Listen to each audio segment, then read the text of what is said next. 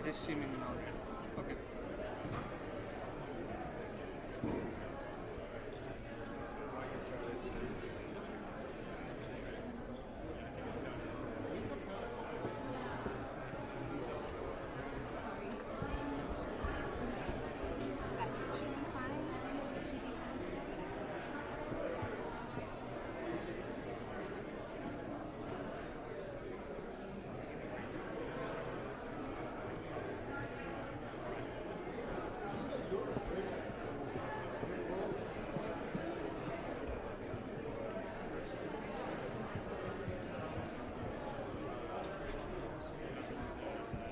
So to be suggested, where for the intern? The filming this one? Yeah. Do let me know. Okay. Thank you.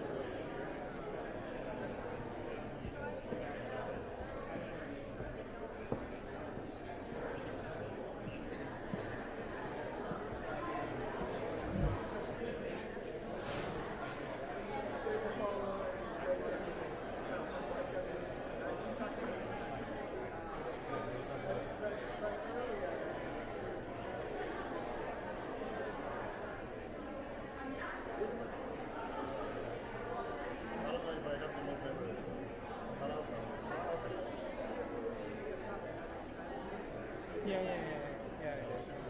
But I didn't label the food because it didn't come at the time. Yeah.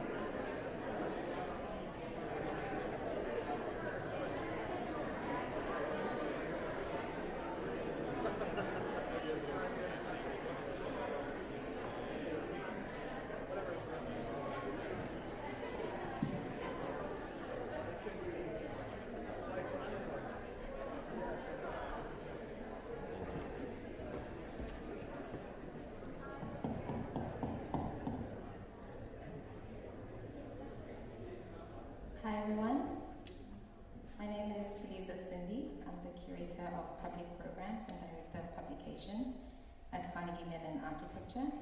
I'd like to welcome you all to our Watson Chair in Architecture 2025 to 26 public lecture with our renowned guest, and certainly one I feel deeply privileged to introduce as someone who's continually thinking, or at least whose thinking continually guides my own.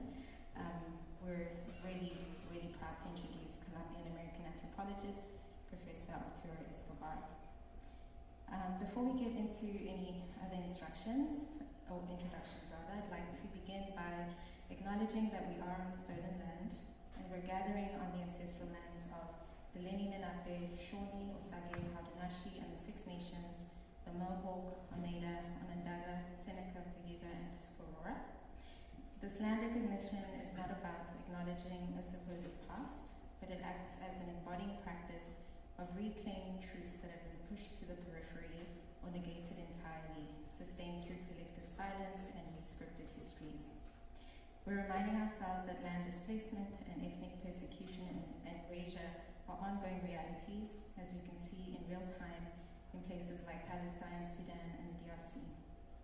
To honor the truth of lands is not about performance or nostalgia, but about naming what threatens it, and about confronting the lingering horrors around how we've come to be on these lands in an effort to forefront the knowledge systems and relational ways of being that have long sustained them and sustained us. This year, our 2025 to 2026 public programs theme is hypernormalization and portals to normals otherwise, and the fall lineup is now live. As a quick reminder, hypernormalization describes how absurd socio-political conditions such as state-mandated violence or cruelty, recession-causing policies, and other such harmful and at times contradictory practices are normalized through daily rituals of life. In this condition, crisis becomes the everyday as the populace grows overwhelmed and ultimately numbed by the scale of the issues that they're confronted with. And they become accepting of it or they become accepting of that condition as natural or inherent, inevitable, and sometimes simply up for debate. Architecture plays a central role in this process. As it links form to empire, it codifies dispossession, and it frames extraction as development, abstracting injustice while masquerading as apolitical.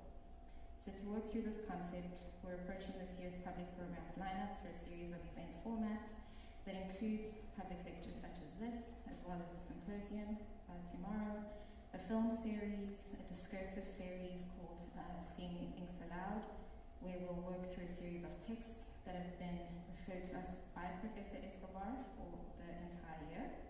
And we'll also have book launches as well as reading sessions called CMA Bookshelf that will introduce the reading practices of the school's faculty as we get ready to launch our school's imprint called In Other Words.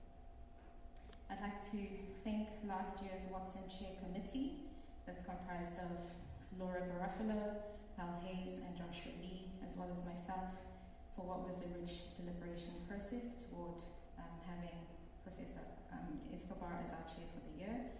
And I'd also like to thank our Public Programs Committee for helping form the year's themes and offerings, as well as the student, staff, and library support for bringing these events to life. Looking ahead, we have the Future Normals Symposium 2025 with Professor Escobar as the keynote speaker tomorrow. It'll be here. It'll start at 8:45 and it'll run till 10 to 2 o'clock. The symposium has two sessions, and it'll have both external and internal participants, and it'll help frame the theme for the year. And then next Thursday, we'll have our first Things Aloud session around the text Discipline and Punish by Michel Foucault, which will attempt to ground us in the histories of hypernormalization. And the conversation will be led by Sarosh Ankosaria, Mariam Karimi, and Garrett Wood Sternberg, and they'll be joined by MR Class of 2027 students, Joseph Norman and Varsha Prasanna Kumar. The event will be at Margaret Morrison 103, and it'll run from 12 to 1 p.m. In general, look out for communication on that, but also note that the details of all upcoming events are on our website. housekeeping points. Free parking is on Morwood Avenue for those of you who need it. Please note that our events are recorded and photographed. To the architects, our lectures, workshops, symposium, and our Think Aloud sessions this year are eligible for AIA CEUs, so please do share your AIA membership number in the RSVP form. Restrooms are outside to your left, to my left, to your right, and it's in line with the CFA atrium entrance doors. Food and drinks will be provided outside after the lecture. And then with immense thanks as always to Lynn from Library Services. We have some of Professor Escobar's books as well as supplementary readings that he's really graciously outlined for us. So please do make sure to stop by the library table at the back. And then microphones for Q&A are right here at the front of the aisles. So once Prof. Escobar is done, please do feel free to come to the microphone. If you have any questions, you don't need to raise your hand. If it's free and available, please do come and ask your questions.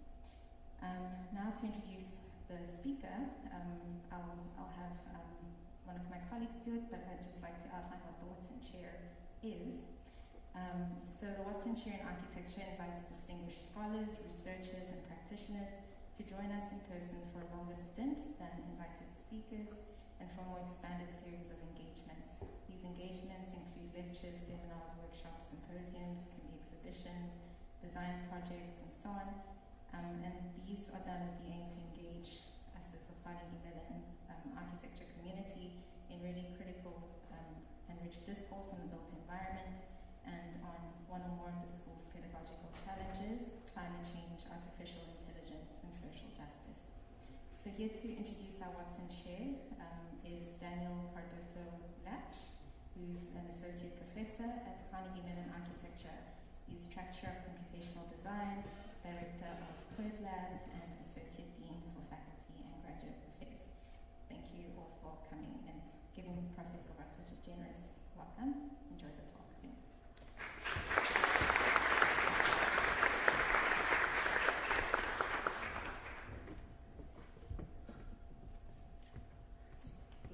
Buenas tardes a todos. Es un honor y además un enorme placer darle la bienvenida a Arturo Escobar a la Escuela de Arquitectura de Carnegie Mellon University. Good evening, everyone. It's an honor and a pleasure to welcome Arturo Escobar to Carnegie Mellon Architecture. Lisa asked me to make this brief introduction a bit personal, so I will try to do that. I met Arturo in the sweltering heat of the Irish summer in 2018 when he keynoted the Design Research Society Conference, a community with deep rationalist roots in the design methods movement from the 1960s. In the keynote, Arturo was in conversation with another Colombian scholar, Andrea Botero, and with Sally Redwing, a Lakota designer and advocate for tribal visual sovereignty. I remember thinking that their conversation and their very presence at the DRS was a bit like a force field, distorting the discipline's historical commitment to capitalist patterns of extraction, production, and consumption. And perhaps we can see this disruption as a fractal unit of Arturo's recent work, which has focused on reframing design as a political technology for re-communalizing life. This morning in my seminar, we discussed Arturo's designs for the pluriverse, as we have done in the few years since it was released. In James, one of the participants in the seminar, who I think is here, succinctly captured one of its key arguments. Design is not only the creation of objects or technical skills, but also a practice of being and a politics, a direct participation in world-making. Arturo's work draws from several decades of sustained ethnographic engagement with Afro, indigenous, and peasant communities in Colombia, as well as from a global conversation about design and development among scholars and activists from around the world, prominently from Latin America and other regions in the so-called Global South. A conversation he, who is a remarkably generous interlocutor, has himself shaped. His early work is an important critique of post-World War II development policies that shows how they reproduce colonial pathways of economic and epistemic domination. His recent work has creatively extended this critique by mobilizing concepts such as autonomy, transition, and buen vivir to reimagine design as a radical practice of social and economic transformation. Notably, elements of this reframing have evolved in conversation with our School of Design colleagues here at CMU, where a transition design program has continued to develop these ideas. What I wish to highlight is that the arc of Arturo's work, and I'm quoting one of his articles, manifests the unwavering conviction that another world is possible. And this is a time when this conviction is most urgent. Arturo Escobar was born in Cali, Colombia, and is Professor Emeritus of Anthropology and Political Ecology at the University of North Carolina, Chapel Hill, where he taught until 2018. He is currently adjunct professor with the PhD program in Design and Creation at Universidad de Caldas in Manizales, also in Colombia, and with the PhD program in Environmental Sciences at Universidad del Valle in Cali, also in Colombia. He completed his PhD in Anthropology in UC Berkeley in 1987, and is the author of several books, including Encountering Developments, The Making and Unmaking of the Third World, and Designs for the Pluriverse, Radical Interdependence, Autonomy, and the Making of Worlds. I find it really exciting to welcome Arturo to an architectural conversation where the need for imagining new forms of living is particularly present. Recibamos pues a Arturo cálidamente en nuestra casa. Let's give Arturo a warm welcome for our house.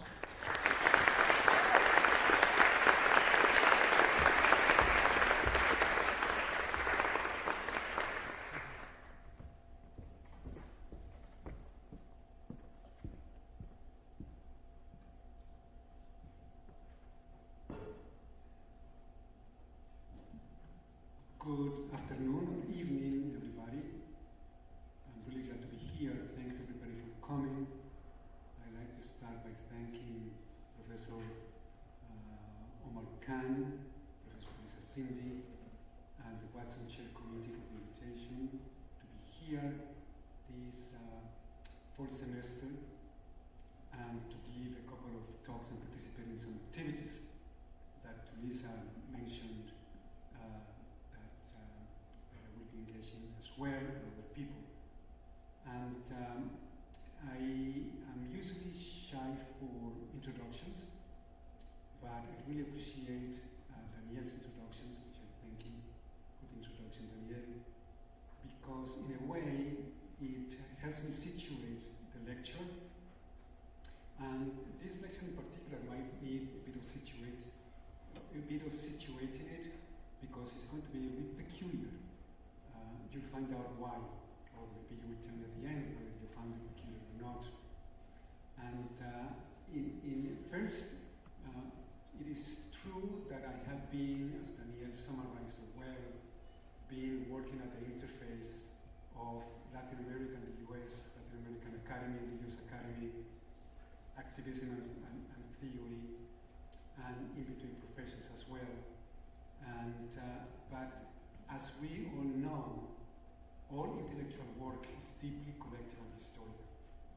I never really believed too much in the individual scholar. I mean, we contribute individually to what we do, obviously, but we are operating with a long background of ideas and conversations and struggles and politics, so that, and this is the key for what I'm going to be talking about today, that the individual doesn't really exist as we imagine him or her or it to be, and the same with originality and intellectual property and all these different things.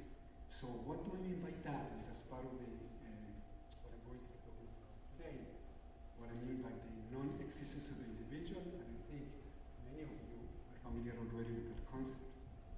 So really at the beginning of this is the sense of a crisis in which we are today. And I think we all have to accept, as part of reality, that we live in a deep, very profound crisis. Indigenous peoples in Latin America started to call it a civilizational crisis about 40, 50 years ago. That means the particular way of doing things, a civilizational model that came of age after 1492 until today, and has been sort of spreading itself throughout the globe. We can call it polycrisis, we can call it anthropocene, we can call it planetary crisis. I'm going to call it terricide in a moment. That's a term from the Latin American indigenous movement. Terricidio, the killing of the earth. And faced with that, my contention is that we really need, the world is faced with the need for a fundamental transformation, a very radical transformation. And how that's going to happen is obviously uncertain, but it's entirely up to us as well, within the context of the history in which we live. And the only point that I want to make that is very important for me to highlight here at the beginning is that, and this is an idea that goes back to an amazing Nigerian writer and intellectual, Bayo Akomolafi, who says, he says it very well, he says it that we have to begin with the assumption that the way we think about the crisis and the approaches to the crisis have become themselves part of the crisis. And what he means by that is that modern knowledge, the modern academy, has become part of the crisis. And it can be part of the solution, but it is at least insufficient to give us the solution, if not counterproductive. So that's a strong claim, I know, and that calls for a reorientation of the academy, a very important reorientation of the academy. So where do we look? And my contention is that we need to look at least partially and increasingly fundamentally to what we can call the peripheries of the world of life and thought. And those peripheries are everywhere, not only in the global south. So it's not indigenous peoples, it's not just indigenous people, they are very important. It's not just Afro-diasporic peoples, it's not just peasants, it's not just urban marginals, it's everybody. Everybody is the whole periphery in a way. And the whole peripheries are everywhere. They are in the West, in the alternative Wests, in non-dominant modernities, as we could call them. So that's a call for us to engage and to see ourselves in conversation with those peripheries as well. And I'm going to start with the slide, with just one more thing before I start with the slides. A very rough summary of the lecture. So we are in crisis, and the crisis is a crisis of a particular model, a model associated with the modern age, a model associated with anthropocentrism and ethnocentrism and colonialism, associated in philosophical terms with ontological dualism. We're going to be seeing what that is, the separation, the foundational separation between humans and non-humans, between mind and body, between us and them, between ideas and emotions, between science and politics. Is separation all the way down. But reality is not that, it doesn't operate that way, does it? Reality is a whole seamless whole. So we're going to be talking about that as well. And that's why it's so important to recover the ability to see and live life and understand life otherwise. And that other understanding which is emerging from many parts of the world, many people are calling relationality, interdependence, to become aware again of the radical interdependence that we are the product of. Everything is interdependent with everything else. Not only interconnected, that's different. So we're going to see the difference there as well. And this is I'm almost done with this brief introduction, which is getting longer, sorry. If the real foundation of life is interdependence and not separation, not dualisms, then it follows that the only possible ethics and practice of life is care. And this actually, I changed my lecture talk, the title of my lecture a bit, I'll show it to you in a moment, but it talks about care. And the care of the web of life becomes that praxis and that ethics and that politics that follows interdependence, and that we moderns, and we'll talk about who the we moderns are, have lost the ability to deeply and genuinely care for each other and for the planet at large. Okay. Finally, I'm going to be talking a little bit about time and temporality, because it's one of the entry points into normalization. It's a very unsuspected and unremarked aspect of normalization, the normalization of time. We all believe there's one time, there's linear time, there's clock time. But how about if there are multiple times in temporality? So we'll talk a little bit about that as well. And we'll talk about, again, finally, about, and this is my request to you, about presence. If we want to become really present to life again, to dwell within the world of interdependence and relationality, to realize again that we live in a living cosmos and a living earth, not in a passive emerged cosmos ruled by laws as modern science has imagined, then we need to develop a new ethics of presence to the world, a new ethics of being in the now. And again, that's part of the esoteric part of the talk. We'll find what is this guy talking about. So we'll see if we can manage to say something meaningful about that as well. So we'll start.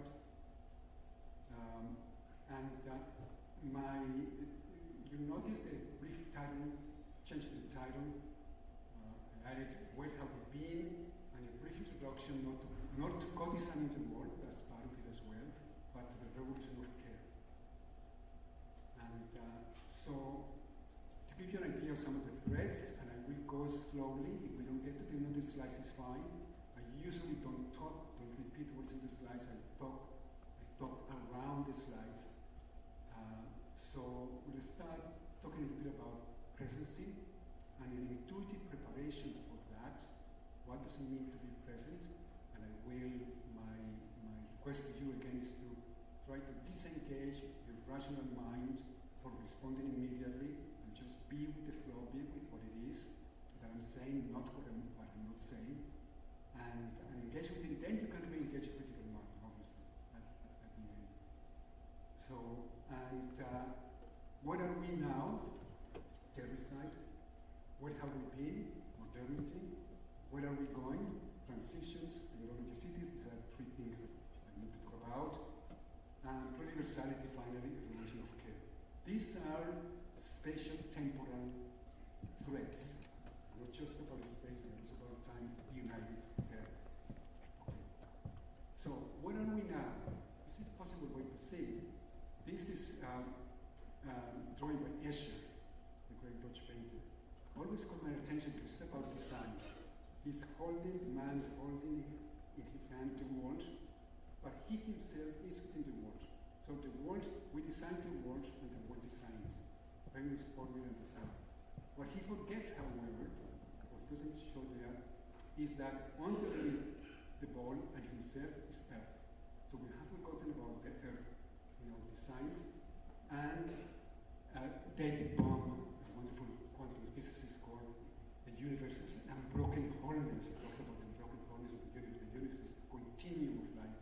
From the Big Bang until today, we are in this wave of life, and out of which Earth itself came about to be.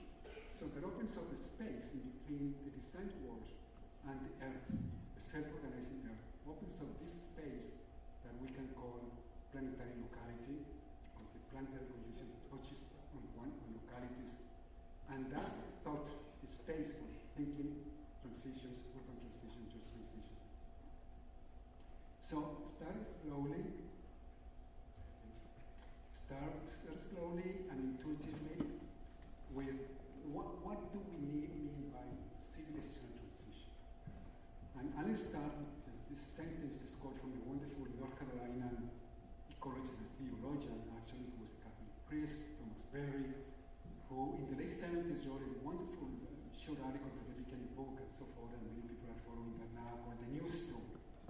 And he said, what other people have said, that we are in between stories. We are in between stories. The old story, if you're Christian tradition, the story of control and God over humans and humans over nature and so forth, has become a dysfunctional cosmology. It doesn't work anymore. It's not the story of the earth. So we need to transition, but we have not yet learned the new story.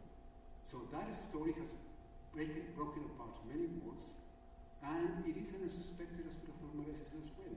Narratives normalized. We're going to see the deep power of normalization by narratives.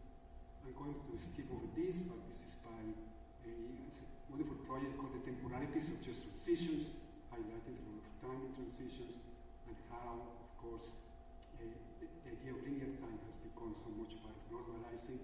We know the landmarks of this old story, some of the landmarks, the discovery of America, the transatlantic slave trade, the railway in the 19th century that signaled progress, the march of the goals of progress over the American heartland, development, the native struggles, and so forth.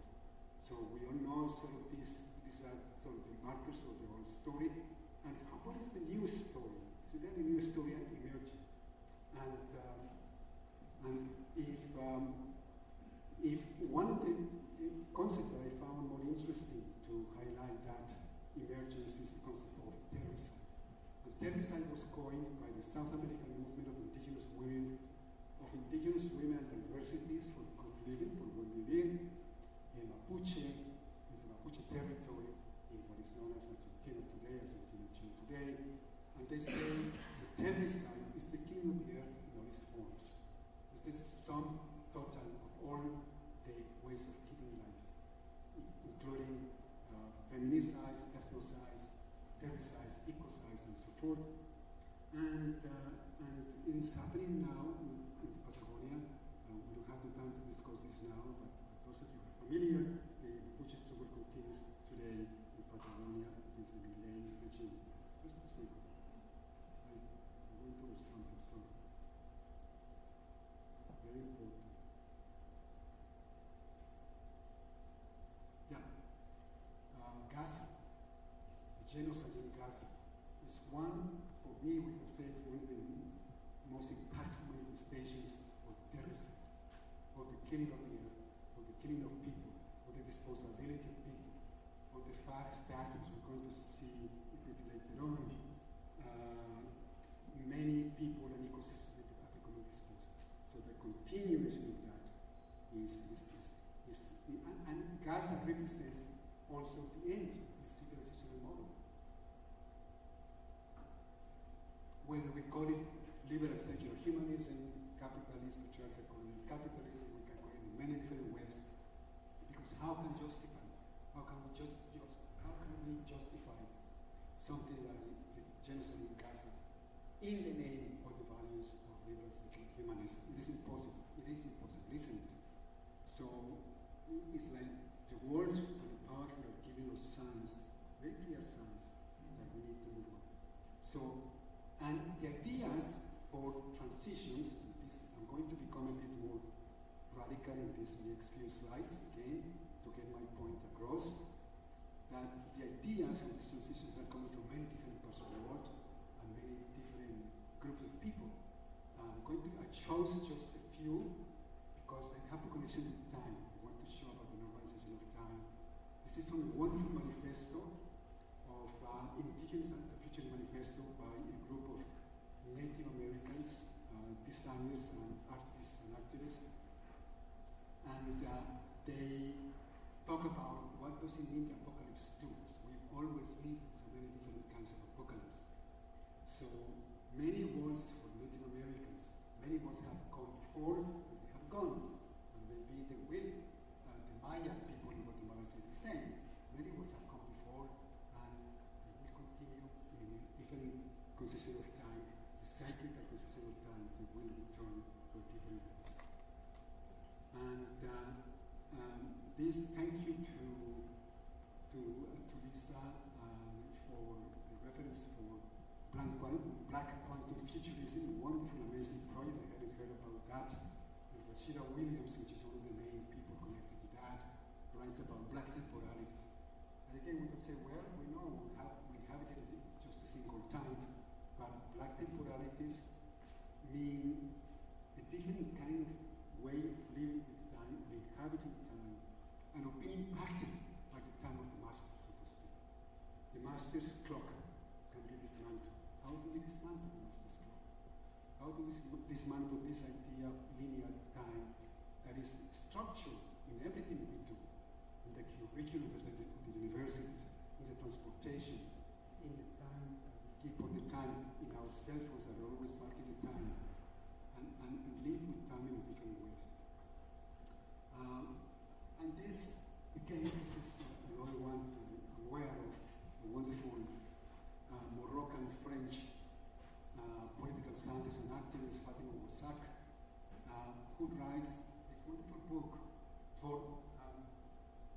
Occupied is manifest. It's going to come out in English soon. And what she argues is that environmental movement cannot move ahead until it accepts that what is at stake for the real environmental movement is the liberation of everybody, not just the liberation of the white middle, not just the protection of the white middle class, of the upper classes. It has to be the liberation of everybody. So, halting the destruction of our children's work, where our children can breathe and be free. It's such a simple question. How do we create worlds where all children can breathe and be free? And another wonderful intellectual activist theorists, many of them are going to be in the reading list for the seminar for this year. Leanne Simpson, missionary activist, scholar, artist, that writes this wonderful book, which is precisely about how Native Americans engaged in their own nation, engaged in a transition, and how they deal with the fact that they continue to be colonized today, and how it's for the liberation of everybody, so for the liberation of indigenous peoples. Similarly, we have to think that just transitions are transitions for everybody, not just for a particular group of people, for the global north, but for everybody. Another very important reference today, Adrienne Maree Brown, is an African-American activist, and you probably have seen this book, Emerging Strategy, which is a very user-friendly book. It's about how do we bring down to earth all these new ideas about transitions and emergence and self-organization that the theorists talk about, but how do we do it in the practice? And again, the question of time and narratives. We are living in the ancestral imagination of the models, like Colton, with the longing for safety and abundance, a longing that didn't include us or included us as enemy, fright, other. So can we see ourselves also, everybody, all of us, in this narrative, that we live with the imagination of others, with the ancestral imagination of others, the models, the urban models in particular, we are particularly shaped by that cosmovision, that ontology, that way of being, which cities have been producing like most effectively than almost anything else. And so that we can connect and really listen to the ones that are demanding for a transition, demanding a change of model. Because most transitions are happening, continue to be reproducing the world as we know it, the world that seen by those who rule the world, and hence amicable to them. This is more esoteric. Eckhart Tolle, has anybody come across the name of Eckhart Tolle? Nobody, okay.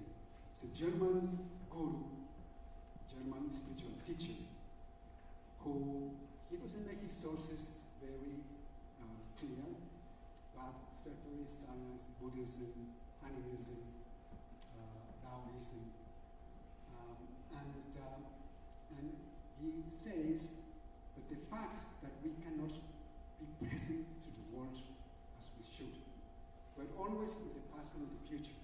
We're never in the now. We have lost the capacity for presence. We have lost the capacity to be here right now. As I hope you understand, and some of you understand with me, as I requested you at the beginning, stay with the here and the now. And see if that makes a difference for how we listen to these concepts and to be open up to those concepts more. And he sees that resistance to the now as one of the resources of the malaise of Western civilization, Western civilization, of course, speed, accumulation, the time of speed, the time of accumulation, the time of a linear narrative from birth to death. The fact that we can no longer know how to deal with death because it's part of the linear time and temporality. When mind stops, there is great peace. When mind stops, there is great peace. More esoteric even. What does that mean? What do you mean stop the mind? Can the mind really stop? Try stopping your mind. It's extremely difficult. Mind is always in dialogue with itself and with the world. We are going to have this continuous chatting. And of course, mindfulness meditation is supposed to help us along, to quiet the mind. But for the most part, it has become very functional to continue doing business as usual, especially cooking. So, I'll leave this like that because that could be, that's a huge topic. But it's kind of the Buddhist philosophy of mind has been around for 2,500 years, uninterruptedly. It's probably the most sophisticated philosophy of mind in the world. We, some Western philosophers, started working in philosophy of mind. We deal with Descartes and then the critics of Descartes. But yeah. So, what is relationality?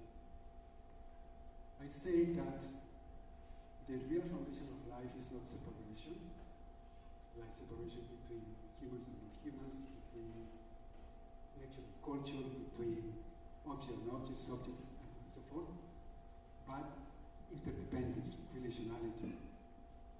Ubuntu is a concept from Southern Africa that means, it's usually translated as I am because you are, we are because everything else exists. And it's a wonderful statement that summarizes the fundamental insight of relationality and independence. Nothing exists by itself. Everything is mutually constituted. Everything co-arises, co-develops. Every single act co-invents the world and participate in the world. The world is not out there. We are always within the world. Mind is always within body. There's a continuity between mind, body, and world. It cannot be separated. It can be separated partially, and that's relative truth that Buddhist scholars talk about.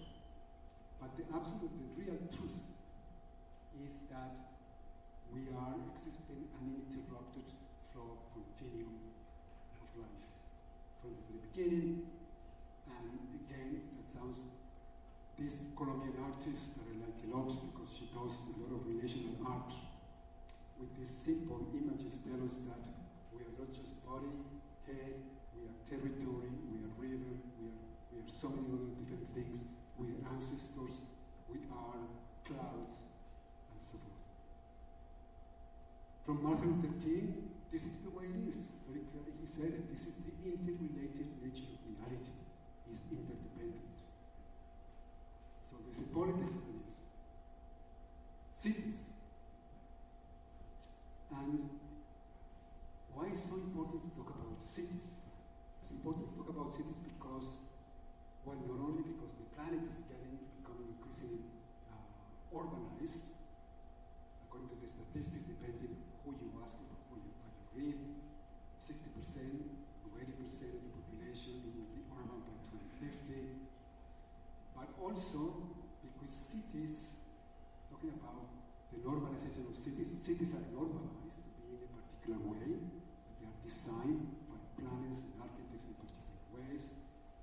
But in doing so, they also become machines for normalization. They also normalize us in particular ways of being.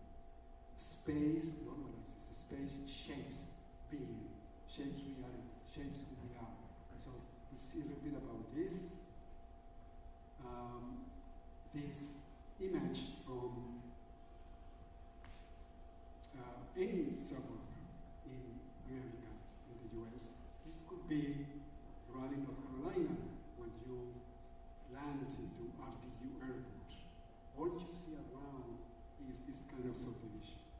Even 25 years ago when I first went there, it was very little of this. There's a growth, a huge growth in that part of the country, the triangle area, RTP and so forth. So it's becoming increasingly normalized, increasingly in this way. And we can ask, yeah, that's actually existing normalization. So what? So what? That let me shift to a contemporary form of this in Latin America, that you know best.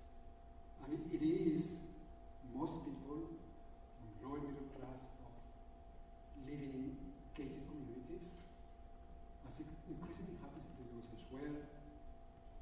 Less people with less money living in small tiny apartments, people with more money, bigger apartments, surveillance, cameras, entrance guards at the entrance, and so forth.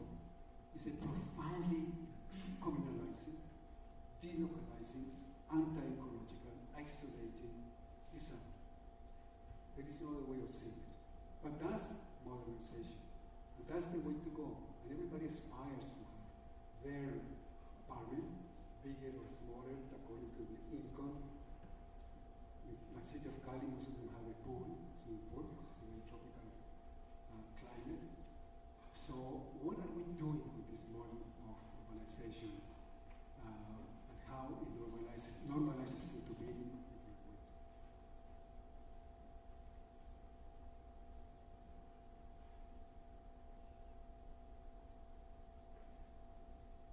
Can cities be redesigned? Of course they can.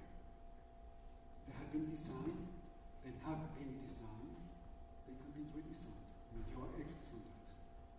Some of you at least. And architects are a central factor in that designing. Now, can they be redesigned ontologically? And what does that mean? What it means is can we redesign the built environment, the cities, block by block, neighborhood by neighborhood, service by service, in a way that fosters a different way of being, a different way of reconnecting to us, reconnecting with the earth. And of course, some of that is already happening. And that's what we call morphological retrofitting.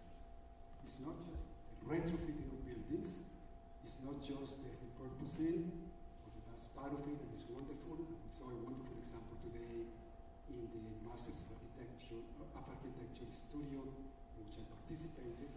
So I thank Sarosh and Jonathan and the students for inviting me to that. But the challenge goes beyond and goes beyond development, obviously, and making the cities more attractive to foreign, to global capital and global corporations and so forth. So let's look at an aspect of ontological retrofitting is reclaiming the cities. And there is a lot of work on that. Somehow when I was preparing this, I thought about, well, but it's not just a question of reforesting the cities, just creating greener spaces in the city. The Golden Gate Park in San Francisco, that you know well, it's a beautiful, beautiful park, an amazing part of the city, but it's still a park, it's a pluriversal part of the city. It's a reforesting of the city, it's the green of the city, the garden city, so it's different. But an enforesting. What do I mean by enforesting of the cities? It's not the trees that have to be brought back into the city, but the city that has to be brought back into the trees, into the wildlife, into earth, re-earthing the cities. It's not just about greening the cities, but about re-earthing the cities, creating a really different connection between the earth and the city. Very difficult, much more challenging. The other aspect that I want to discuss that is important to both hyper-normalization and going beyond, going through, what is it, portals to other normals? Otherwise. Portals to normals otherwise is obviously technology. And it's impossible to mention technology, even at the risk of being very naive with this brief mention in a university in which there are many people who know so much about technology. Here we have at least two experts in cybernetics and artificial intelligence.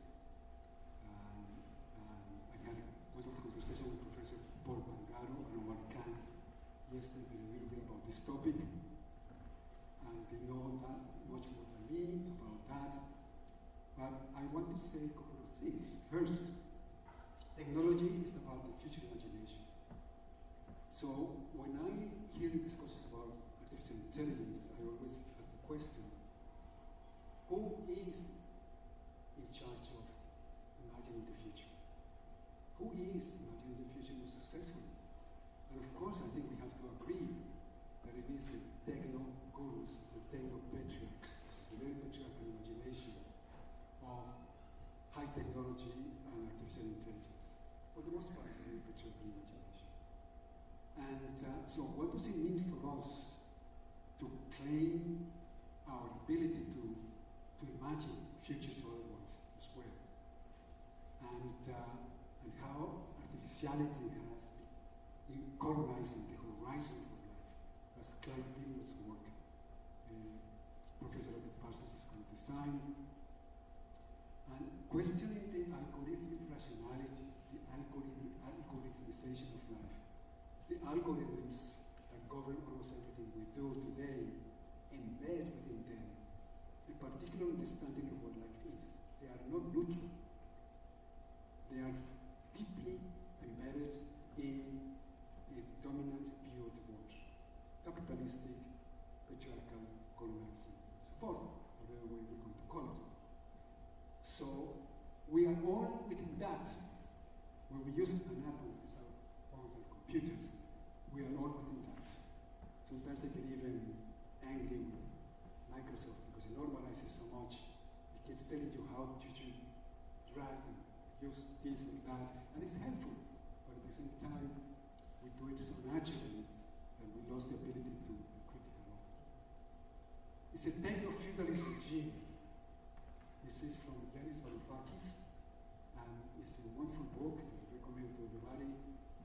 It's called Techno-Feudalism, What Killed Capitalism. And he basically argues that we are not even in the capitalism anymore, we are in a techno-feudalist regime.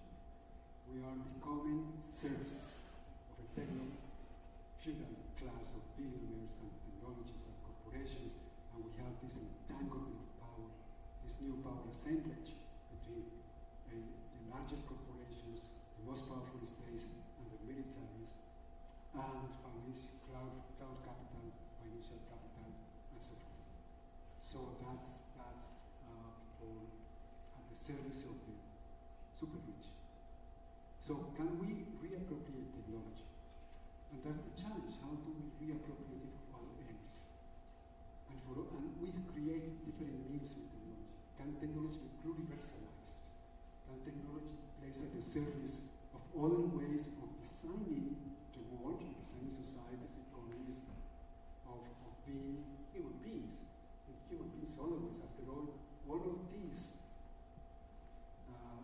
is talking to us about the need to develop new ways of being human. New ways of being human so that we can dwell on the earth in a different way as well. Because our way of being human today is killing the earth, so it follows that we have to come up, reimagine humanity, and reimagine the humanity. Reimagine the human is one of the most important challenges we face today. There is a wonderful Jamaican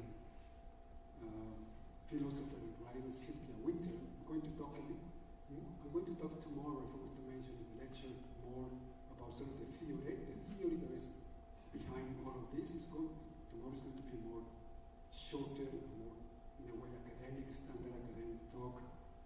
If anybody is interested in that. And Cynthia Winter says that we all exist within a mono-humanist model of the human. The human as naturally competitive, individual, rational, aggressive, bourgeois, and always wants more, and so forth.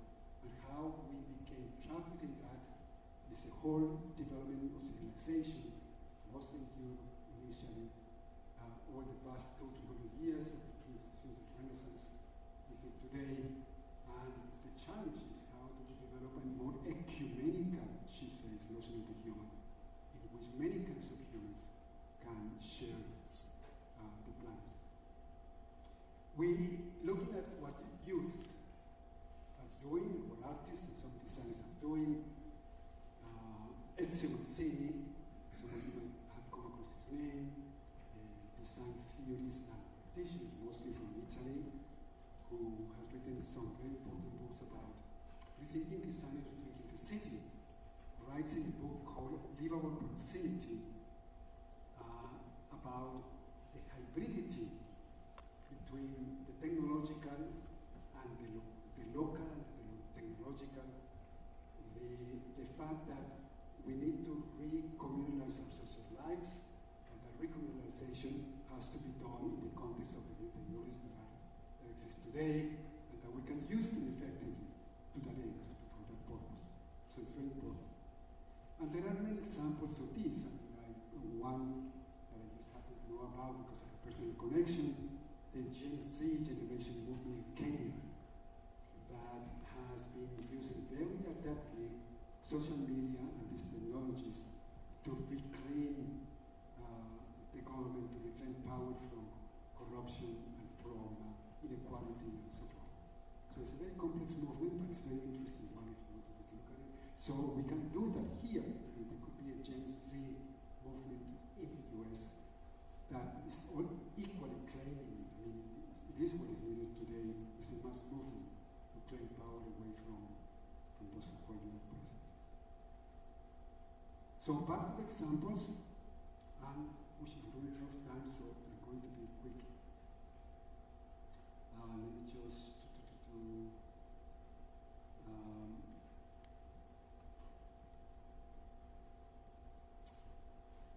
principles for reweaving life, for redesigning life,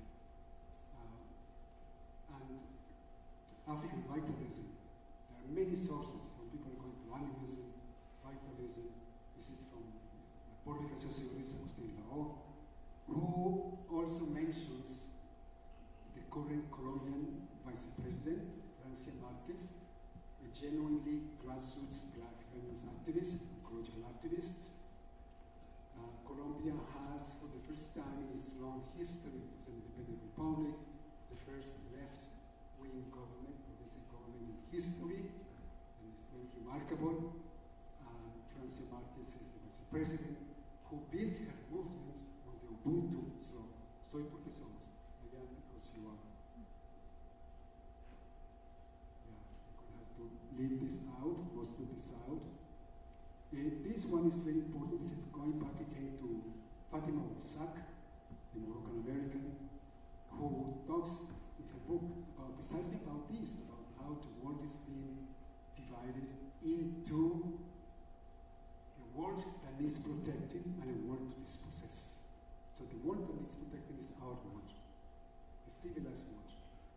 That is most transition narratives assume that especially energy transitions, for instance, in the global north, are about us having the energy to continue being the way we are, continue, and that will continue the depletion and the dispossession of so many other people in the world.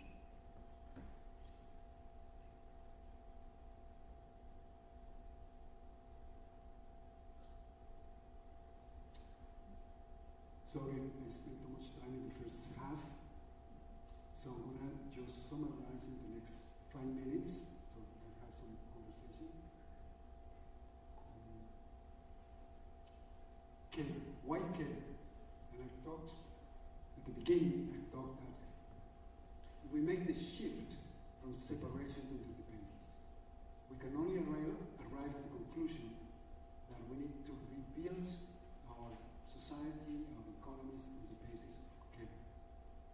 Care is an existential condition. Feminists have theorized care for a long time. Now there's a new way of thinking about care in more ontological terms. Care is precisely what keeps the relational fabric of life going. Care is about refocusing on life itself, recentering the economy on life. Care, you can say, is a political ontology. It is political, obviously, and it's an ontology because it talks about a different way of being, a different way of creating reality, and that's the revolution of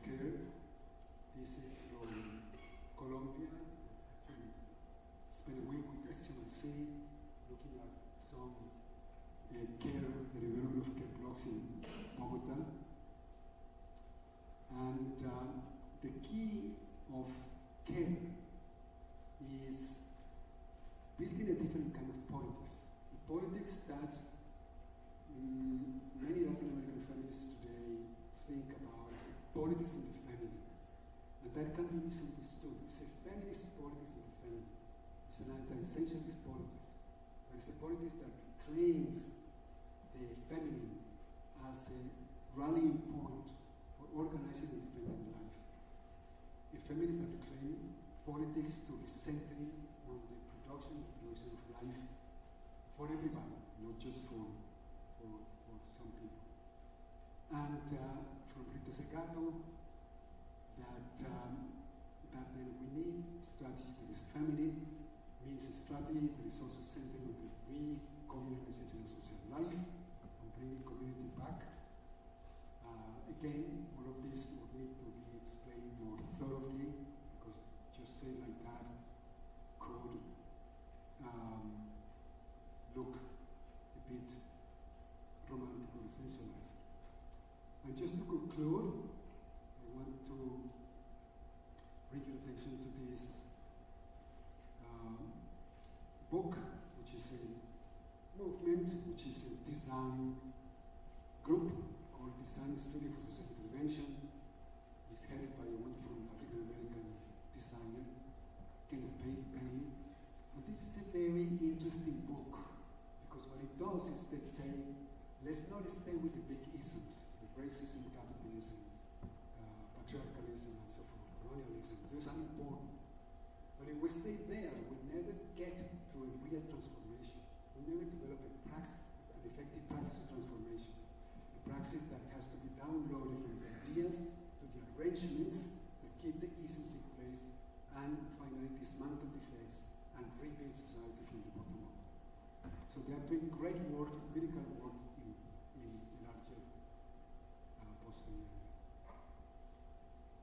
Okay, and this is my last slide. The way is forward, it is awkward. Let's forget about linear time. We're going to the shining future. We're going to the city of lights. We're going to the paradise. We're going to a paradise of abundance with unlimited energy and unlimited technology. We need to be looking in many different ways, from many different points of view, and so that we finally come up with remaking making. This is for design. How do we remake making? Which is what reading is about. Making is unmaking.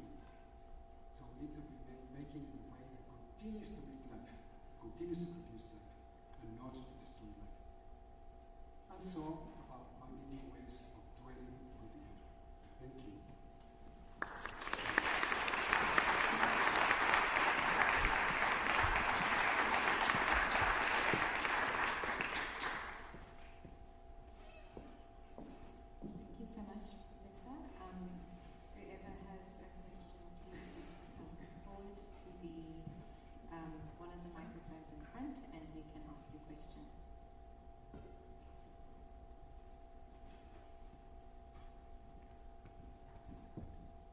Sorry this was so rushed, and as I usually say, with these topics, any question is any question, because we have to repeat it. Go ahead. Hello, my name is Gabriella, and I'm a second-year student, undergraduate student in School of Design, and I definitely agree with all of the issues that you discussed, and I'm very lucky that I am where I am, and I have the opportunity to study anything I want here. And so I wanted to know what you suggest a young person could do to help deal with some of the issues that you're discussing.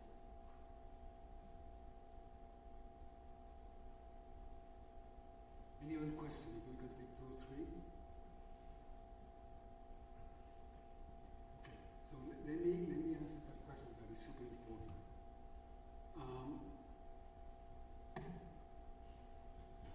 Everybody has to be, this is my proposition, in a mode of just transition.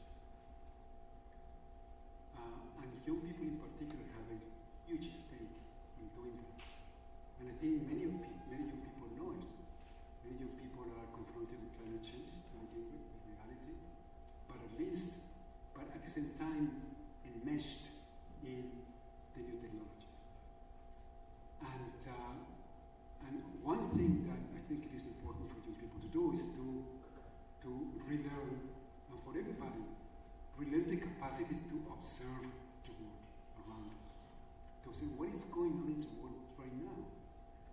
And I think the last 50, 70 years have reduced significantly our capacity for doing that, for observing the world critically and asking the question, what is my life? Who is deciding my life? Who is living my life? If my life is not pre-designed already by all the things, and that's always been the case in history. I mean, in traditional societies, life was in a way designed by traditional norms. But this is the question of norms, but what kind of norms dictate my life today? And there are very different norms. There are norms that, according to these critics, render us more and more into becoming isolated individuals, into delinking from the communal, into delinking from the natural world. And many young people are reconnected to the natural world, and it's wonderful. And my wager to that is that it's very difficult to, I'll put it this way. I was in a conversation with a group of Mapuche women from southern part of the country, and there was a 24-year-old wonderful activist, and in the conversation what came up was that I asked her how because she decided to go back to the traditional way of being with her community, and everybody told her, well, you're crazy, because the losing game, you should go to school, go to Buenos Aires, go to university. She decided not to do any of that. And when we asked her that, she almost crying said, let me see if I can translate. Yes, that she knows how hard it is to try to to lead an ancestral way of life when the world doesn't care about the ancestral way of life. To choose to be, again, a person that is embedded in the territory and the world of the ancestors and the spirits and so forth, to live a fully life within the living cosmos and the living earth when nobody in the world seems to care about that. So the stakes are huge, and I don't mean to say it is going to be easy, but we all have to embark on this transition. And again, collectively, it's not a question of we have to do it, we have to go beyond ourselves. We can do a little bit at the personal level, and we have to start with us. But always try to reconnect and create a politics around your life. Create a politics that says, well, yeah, it makes sense to organize, to reconnect with others, to do this, to do that, to reclaim my ability to grow food, to reclaim my ability to design my building, my dwelling, to reclaim my ability to learn in different ways as well. So, and again, that's easier said than done. So, I don't know. There would be so many more things to say, and I think many of people in the world are beginning to think in that direction. Thank you. Thank you so much. Hi, I have a follow-up question. My name is Abhina. I'm a fifth-year PhD student in robotics. I'm in the School of Computer Science, and I think this talk is really timely, but also really interesting. Do you have any advice for, you talked about pluriversalizing technology, and I think a lot of people in design, especially technology design, are really inspired by a lot of the decolonial thinking that a lot of design folks do, like yourself. Do you have any advice for people and researchers, including myself in robotics and AI, who work with communities, especially with like being in academia that's like extremely modernist, colonial, and how we actually get the work done based on the fact that we're in, technology fields. Okay, thanks for the question. I don't think the correct word is advice. I'm always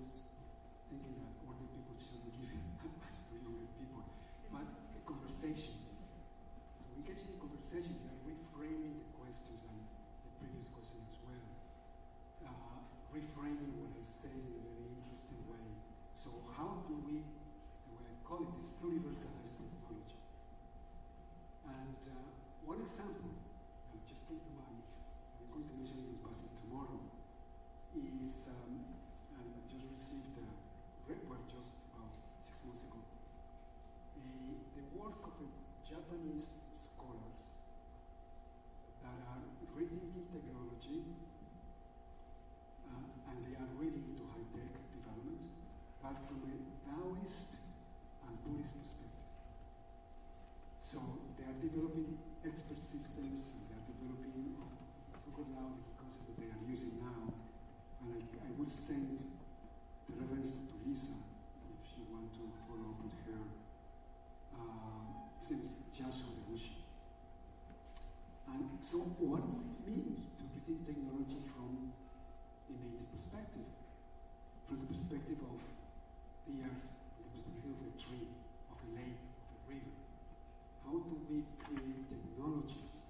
And we discussed a little bit that today at the master's studies. Technologies that enable other ways of working, as we call it in a very abstract way, other ways of doing things, like food, like even way of building the economy around markets that are more local and less prone to being appropriated by the global. Local food, ecological restoration. There are many things that we can do with technology, but technology is here to stay. This is not about rejecting technology, it's about becoming aware of how technology has shaped so deeply the world in ways that are profoundly problematic and destructive. But how technology can also be reappropriated otherwise. The same with the academy. Sometimes, and I know I'm aware that I have the privilege of saying these things now because I am retired, I'm not looking for a job. I am aware also that PhD students looking for jobs and junior faculty are having a hard time with that question. But sometimes I say that the academy, taken as a whole, is part of the forces of occupation of people's knowledges and experiences and lives. And why? Because the academy produces the experts that go on to perpetuate a particular way of life that disenfranchises so many people, and that creates a division between those who know and experts and are deserving of a good salary and a good way of life and those who are not. But especially that go on colonizing the reality of many people. But the academy can also be otherwise. So in Latin America, people talk about epistemic decolonization of the academy. How to release liberated spaces within the academy to welcome other ideas, other thoughts, other ways of producing knowledge and wisdom that are less susceptible to be enlisted or enrolled into the dominant project of continuing perpetuating the world in which we live. So that's, and yes, if we survey the land worldwide today, even if the main application of technology continues to be, and design continues to be so mainstream and so wedded to capitalism, the high input and output of things and big money and so forth, we also find increasingly a lot of young people and activists doing with technology many interesting things. So that's the best, and that's the hope for me. Maybe another question?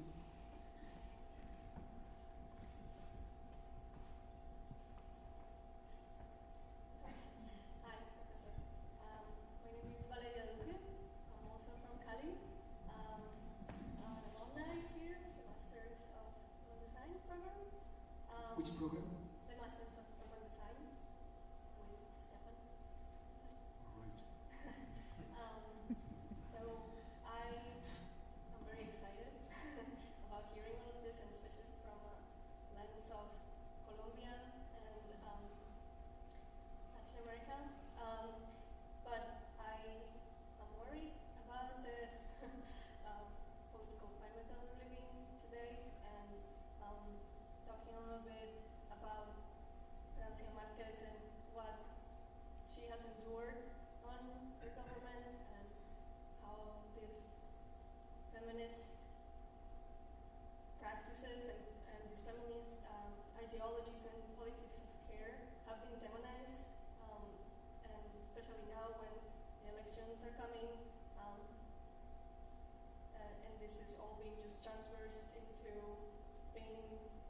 me. So I guess my question is how can these conversations transcend and beyond academia, but also be protected to create change beyond capitalism? Because I know that we work in the big environment. Sometimes that's where we can make a change, but also how these philosophies pass along and kind of have a way of protecting itself from being built into the enemy. Yeah, thank you. Thanks for your question. And yeah, this is a very important question. So, how do we do this transition work in the real world, so to speak, with the messy politics and contradictions and tensions and many parts of the world, lots of violence, and corrupt politicians and all these different things. So how to do it in the real world, so to speak? How to do it with actual existing communities? And Francia Marquez did something that was remarkable. This is an aside that you probably know about since you referred to it. She was in charge of the design of the national system of care for Colombia. And she instructed the staff and the advisory committee, I was part of this advisory committee, the national advisory committee, to introduce a community and decolonial optic into the national system of care, which happened. Now, the translation, and that's maybe what you're talking about, between policy and the policy document was done, the government was accepted in the Senate, the Congress, and the implementation is a huge gap. So the implementation, as you would say, has been sabotaged, has been undermined, because mostly the elite in the right wing doesn't want to do that transition, which is here. And so that's one part. And then, as you say, the transition process in the next elections a year from now is going to be extremely difficult, tension, really, and uncertain. So there are many different positions related to that. But the other question was about, okay, so Colombia is also like other countries in the world, but Colombia is a country that is very rich in activisms. There's all kinds of activisms: environmental activism, feminist activisms, black activism, indigenous activisms, urban activisms, in a country where activists are killed day in and day out. And sometimes you wonder how they keep on going. And they keep on going because they cannot do otherwise, because they cannot continue to witness the catastrophe and the destruction of the country. So I can share with you later in the paper on the transition design project that we have in our region, in Cali, around Cali, north del Cauca. That is mostly a collective of about 60 people that includes a few academics, mostly activists, feminist activists, and Afro-Colombian communities. So, but that's how we transition into practice. And it's a long process, a long commitment. We have been 7 years into this process, and we're just in the very beginning still today. Thanks for the question.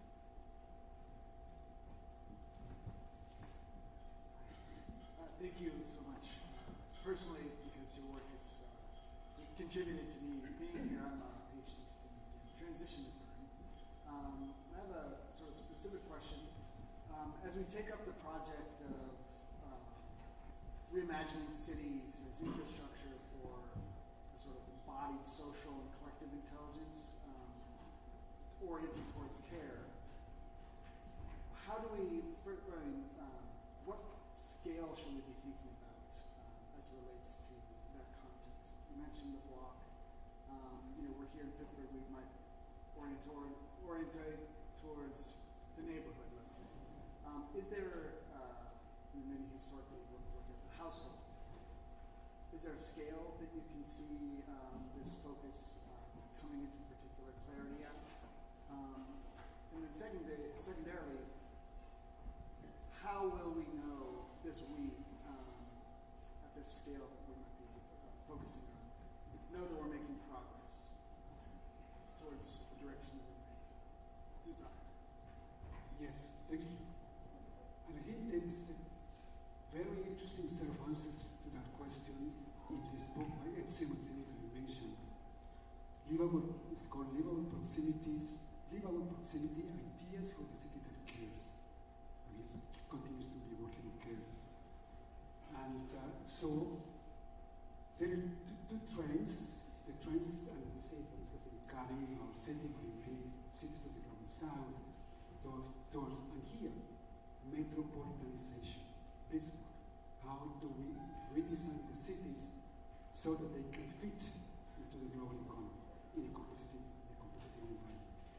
So that's the standard way of going. But that's the most dangerous and negative way of going, because it really perpetuates the model. And most communities don't have much to gain from that approach.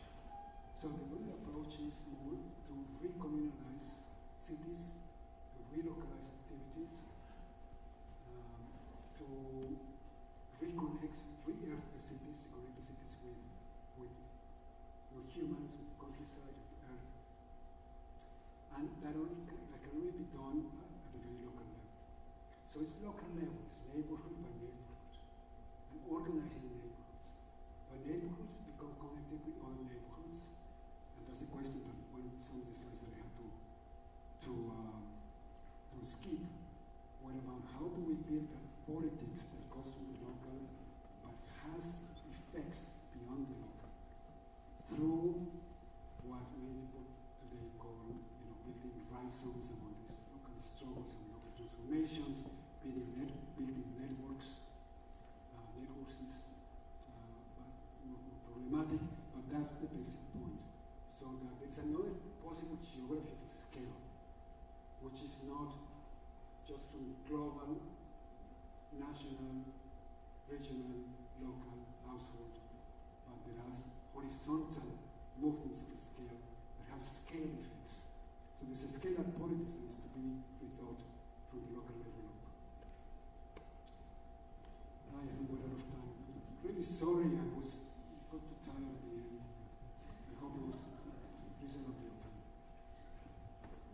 If you're okay with one more question, and then we will. Hello, Professor. I'm Avanish, and I'm in the first year of Masters of Architecture program. And I'd like to thank you so much for presenting all the ideas. I strongly believe they're of utmost importance in today's time. My question is sort of regarding dealing with difficulties that come with, at a psychological level, the difficulties that come with working against the ideas of modernity that the industrial capitalism has established. And getting more specific, when we talk about any sort of ecological or sustainable transition in today's time, if you look at any sort of successful model, the only way to make anyone help the transition is to offer them a way of making money out of it, or an incentive in this direction. So which is again at the core of what the industrial capitalism has established. How do we see this? Like, do we say maybe capitalism or the capitalist thought is not a bad thing if it's serving a good purpose? Or do we have to think about, uprooting it from a grassroots level and, rethink the whole process? It could be both at the same time. By that I mean, in a way we have to go, not everybody, but for the most part, most of us, we have to go through capitalism. But to arrive at a place where we can think about the economy and do the economy differently, somewhat differently at least. The concept that I find most useful is a diverse economy that comes from two geographers, Julie Graham and Catherine Gibson, which is wonderful work. And how do we move from this idea that capitalism is the natural form of the economy, denaturalize that capitalism, and begin to build from the ground up many other kinds of economy, the commons economy, feminist economies, rights economies, regenerative economies, social solidarity economy, ecological economies. There are so many ideas and so many frameworks that we can use to really rethink the economy and rebuild the economy in practice. But that's a key question that you ask. How do we do transition work while enabling people to live decent lives? It's not about living in poverty. It's not about rejecting certain technologies of life, which are very important. That's misunderstanding. So people choose that option. It's a voluntary simplicity movement. There are back to land movements. People who want to be completely self-sufficient. And that's great, but that's great for a relatively small part of the population, at least for now. I mean, the collapse, who knows? That might be the only possible way to go. There is one of the transition initiatives, one of the transition narratives that I find thought-provoking, something a group called the Great Transition Initiative, GTI. You'll find it easily in Google. And they distinguish between three kinds of scenarios.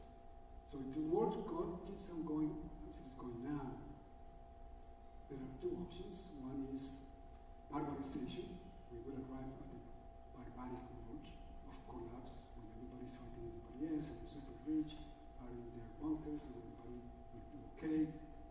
The second one is more of the same, but a little better, policy reform and market reform. And that's okay. We can work with that. We can do some policy reform and market reform.